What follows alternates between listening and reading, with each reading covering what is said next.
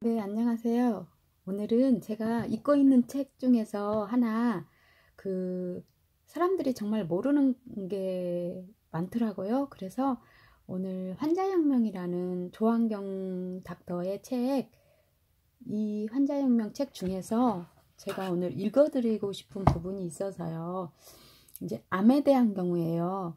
요즘 식생활과 생활 습관으로 인해서 정말 암이 걸리신 분들이 정말 많잖아요. 그런데 아프면 무조건 그 약으로 하는 그런 경우가 너무 많아서 제가 오늘 암에 대한 내용을 한번 읽어드리도록 하겠습니다. 암, 사형 선고가 아닌 몸의 경고 신호. 암 진단을 받을 때 환자가 취해야 할 가장 올바른 행동은 무엇일까? 전적으로 의료진을 믿고 병원 치료를 잘 받는 것일까? 나는 감히 아니라고 말한다. 왜냐하면 그것은 나의 문제를 남에게 떠맡기는 태도이기 때문이다. 저도 이 부분은 되게 공감이 갑니다. 좋은 결과가 나올 리 없다. 전문가에게 맡기는 것이 최선이 아니냐고 반문할 수 있겠지만 좀 더 완벽한 세상에선 그것이 가능할지도 몰라도 현재로선 아니다. 암 치료에 접근하는 방법은 미국과 독일이 다르다. 일본과 한국이 다르다. 국가마다 다르고 의사마다 다른데 어느 나라 어떤 의사에게 전적으로 맡긴단 말인가. 결국 최종적인 치료 선택의 부담은 환자에게 있을 수밖에 없다. 암치료 병원을 고를 때, 가슴 성형 수술 병원을 고를 때 별 차이가 없다는 것이다. 자동차를 새로 사거나 하다못해 스마트폰 하나를 장만할 때에도 이것저것 따져보고 시간을 들여 정보를 수집한다. 암 치료를 선택할 때도 그렇게 하라는 것뿐이다. 암 치료를 결정하는데 스마트폰을 살 때보다 덜 심사숙고하다면 뭔가 잘못된 그림이다. 이 메시지가 어려운가? 신이 정해준 절대적인 방법이나 온전한 과학이 제시하는 절대적인 방법이 존재하지 않는다면 환자는 신중해져야 한다. 게다가 자본주의적 이윤이라는 개념이 섞여 들어갔을 때 정보는 혼탁해지고 환자들의 혼란은 가중된다. 불신을 조장하려는 것이 아니다. 이 소중한 메시지를 자칫 잘못 이해해서 병원을 멀리하라는 말로 이해하는 독자가 없길 바란다. 환자에게 필요한 것은 보다 많은 정보, 치우치지 않는 공정한 정보, 그리고 다양한 치료 옵션에 대한 정보다. 불행히도 모든 환자에겐 쉽게 허락되지 않을 것들 뿐이다. 일반의 인식과 달리 대부분의 경우 암이 처음 발견되었을 때는 응급사항이 아닌 경우가 많다. 따라서 전적으로 의료진에게 모두 내맡길 단계가 아니다. 촌각을 다투는 응급실 내 상황에선 의사의 순간적인 판단력과 경험에 의존해야 하지만 암은 그런 상황이 아니다. 오히려 만성질환이고 대사질환이다. 자꾸 죽음을 연관되고 불안하고 다급한 나의 심리 상태가 반드시 응급 상황은 아닌 것이다. 그러니 환자 스스로 시간을 두고 관심을 갖고 연구를 시작해야 좋은 결과를 기대할 수 있다. 이는 너무나도 당연한 진리다. 감히 아니라고 할 수 있는 사람은 단 한 명도 없다. 환자가 충분한 정보를 접했다는 가정 아래 본인의 치료에 대해 지적인 결정을 내리는 것은 지극히 당연한 일이다. 그것이 병원의 표준 치료가 되었건 한방 치료가 되었건 대체의학이 되었건 민간요법이 되었건 상관없이 왜냐하면 누구한테나 똑같이 효과가 나는 암치료법은 없기 때문이다.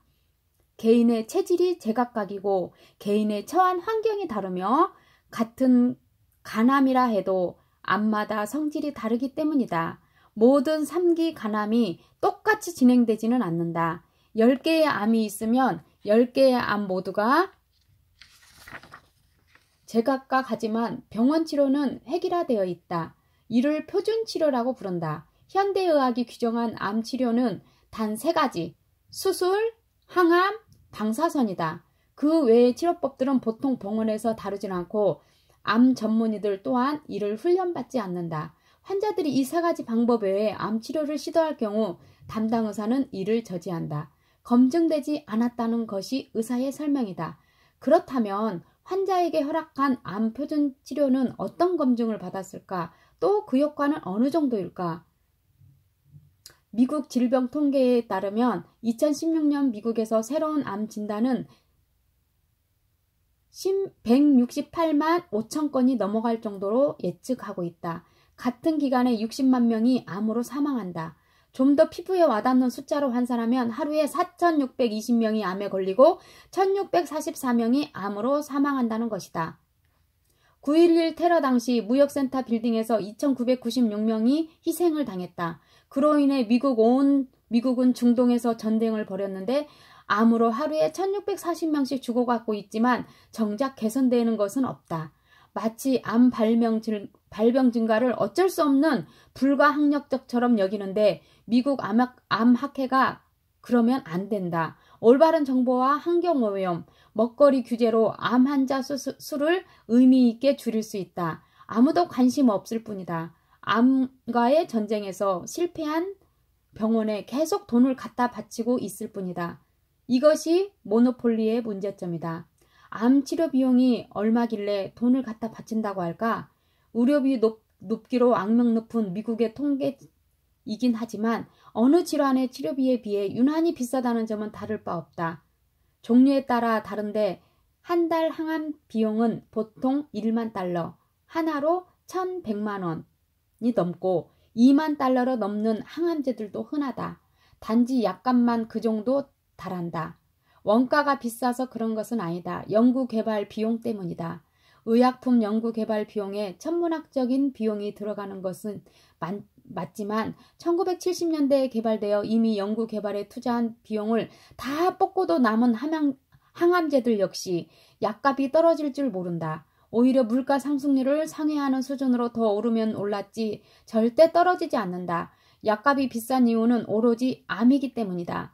암이 이중한 병이고 환자들이 치료를 거부하지 않고 매달리기 때문이다.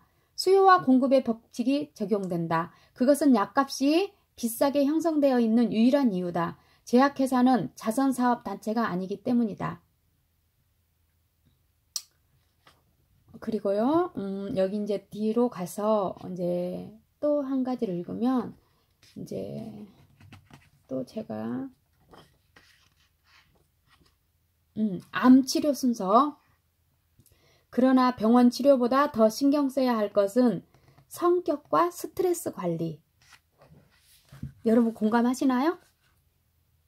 병원 치료보다 더 신경 써야 할 것은 내 몸에 암이 걸렸을 때 병원 치료보다 더 신경을 써야 할 것은 나의 성격과 내가 지금 받고 있는 스트레스 관리입니다.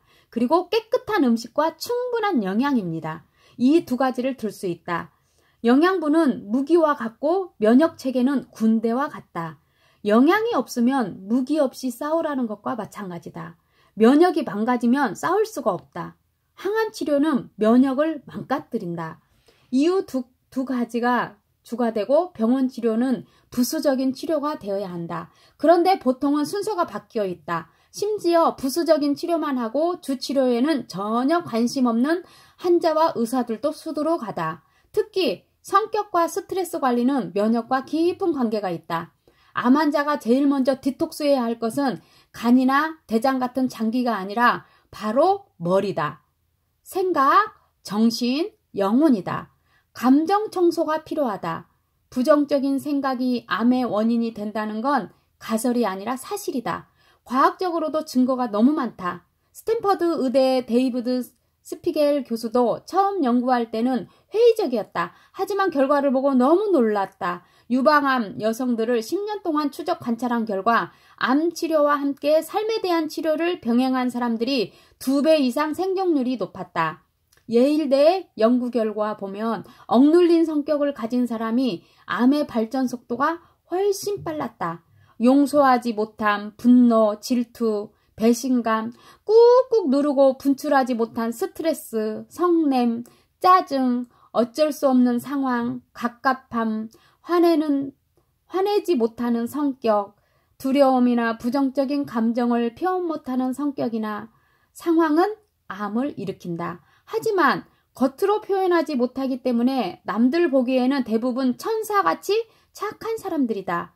본인은 그만큼 더 힘들어서 암에 걸린다. 스트레스가 교감신경의 지속적인 긴장 상태를 유발하면 아드레날린과 코르티졸이 증가하여 면역력을 떨어뜨리기 때문이다.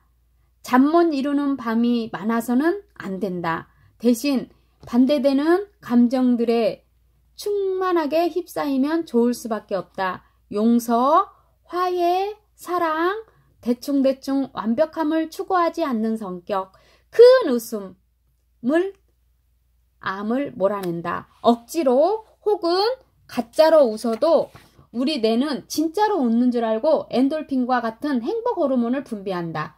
필요하면 웃음 학교라도 다녀야 한다. 웃음 학교가 우스운가? 결코 우습지 않다. 나는 삶과 죽음의 문제라고 생각한다. 많이 웃는 사람이 장수한다. 노래 학교도 좋다. 웃음과 노래 둘 다 면역력을 높인다는 연구 결과가 있다. 그런 연구가 없으면 또 어떤가? 제발 많이 웃으라. 암의 연관 검색어는 죽음일 것이다. 아무리 부정을 해도 죽음이라는 이미지에서 자유로워질 수 없다. 하지만 그 생각을 단절해야 한다. 죽음이 두려워 정신줄을 놓는 채 살려달라고 매달릴 일은 아니다. 암을 경고 신호로 받아들임으로써 터닝 포인트가 되어 삶이 바뀐 분들이 있다. 모난 성격, 용서하지 못한 것들, 일, 스트레스, 음식 등등등 모든 것들은 자기가 주도권을 잡고 바꾼 분들이다. 암 환자에게 진짜 필요한 것은 긍정적인 사고다. 면역력을 높이기 때문이다. 암과 싸우기 위해 내가 갖고 있는 유일한 무기가 바로 면역력이다. 반면 부정적인 생각은 병영군이나 바이러스보다 우리를 더 빨리 죽인다. 암 다시 생각하기. 암이라는 질병에 대한 패러다임이 바뀌어야 한다. 눈에 보이는 혹덩어리가 있기 때문에 무좀이나 사마귀처럼 생긴다. 그래서 혹만 떼어버리든 지져버리든 눈에서 사라지기만 하면 된다고 생각한다. 의사도 그렇게 생각하고 환자도 그렇게 생각하는데 정작 중요한 것은 왜 혹이 생겼다는 거에 대한 질문하는 것이다. 혹이 암은 아니다. 혹을 떼어버린다고 해결되는 것은 아무것도 없다. 혹은 단지 증상에 불과하다. 암이라는 총체적인 건강 상태, 면역 상태의 결과일 뿐이다. 암에 걸린 게 문제가 아니라 문제가 있어 암에 걸린 것이다. 이를 이해 못한 것은 엄청난 차이다. 왜? 치료 방향이 달라지기 때문이다. 치료 선택이 달라지고 결과와 운명이 달라진다. 암은 사형 선고가 아니라 암은 증상이다. 몸이 건강하지 않다는 신호다. 그리고 결과물이다. 몸의 생존 본능이다. 경고 신호다. 그리고 무엇보다도 나와 주변을 돌아봐야 할 때다. 생활 습관과 사고방식을 바꿔야 할 때다. 달라지지 않으면 병은 그대로 진행된다. 확 달라져야 병의 진로가 바뀌지 않을까 기대라도 해볼 수 있다. 여러분 어떠세요? 공감이 가나요? 요즘 많은 분들이 정말 많이 잊고 사는 게 있어요.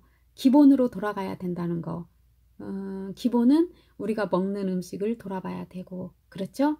나의 생각, 여기에서 말했잖아요. 그래서 여러분 오늘부터 많이 웃고 사세요. 많이 웃고 살고, 그리고 또 한 가지 감사하고 사세요. 내가 감사한 것이 하나도 없는 것 같지만 사실 감사한 거 투성이거든요. 그래서 무엇보다도 나를 돌아보고 그 다음에 아까 그 읽었던 대로 한번 실천해 볼 수 있는 그런 마음이 있으시기를 기대하고 고대하면서 저와 함께 좋은 시간이었으라 생각합니다.